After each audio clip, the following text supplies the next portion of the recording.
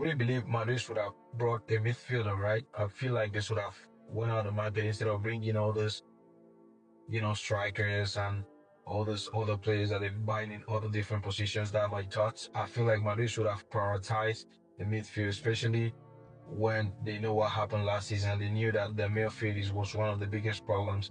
There's no correlation between the midfield and the strikers.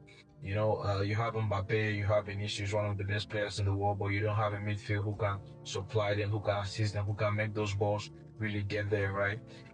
But so I feel like it's a very, very misunderstanding team. They know where it was going, and let's hope.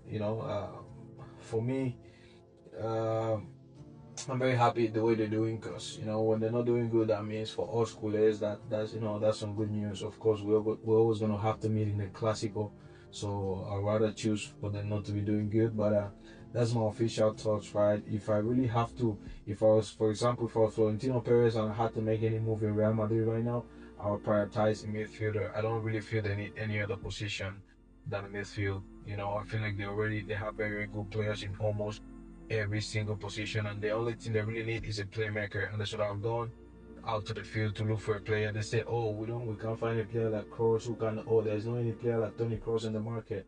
There's a tons of players who can come and play that role. It doesn't have to be specific Tony Kroos, but there's a lot of players. This is football, man.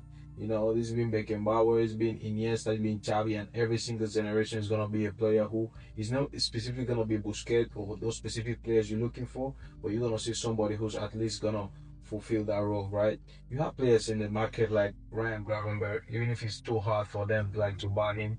But come on, man, it's Real Madrid. You guys think if Real Madrid now, instead of spending all this money, this what's it called, this player 60 million, 50, and just get like 90 million and go meet Liverpool and tell Gravenberg, hey, I want you, I need you for my team. You guys think they can't get it? So I just don't think who, in charge of the negotiation of the team planning or whatever, but let's see what they're planning. I don't really feel, for me, I'm not stressed, I'm not worried at all. I'm very comfortable because I know that with the midfield we have, with Pedri, De Jong, Casado, Gavi, Fermin, every single player we have, we're gonna cook them because I don't feel like Madrid have a good midfield. Casemiro is, I say Casemiro, Camavinga is good, but Camavinga alone cannot do everything. Valverde the same, he's very good, but he can't do anything. They don't have a player. They kind of have very similar players that kind of like do the same role.